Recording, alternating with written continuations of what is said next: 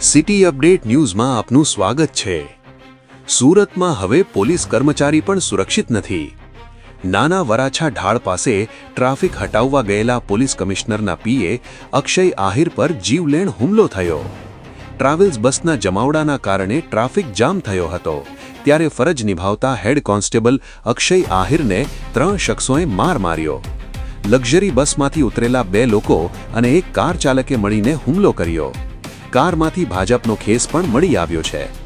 હુમલામાં અક્ષય આહિરના નાકમાં ફ્રેક્ચર થયું છે અને તેમને હોસ્પિટલમાં સારવાર આપવામાં આવી રહી છે। કાપોદ્રા પોલીસે કાર કબજે કરી 3 અજાણ્યા સામે ગુનો નોંધ્યો છે અને તપાસ ચાલુ છે। City update news Sufiyan Mulla.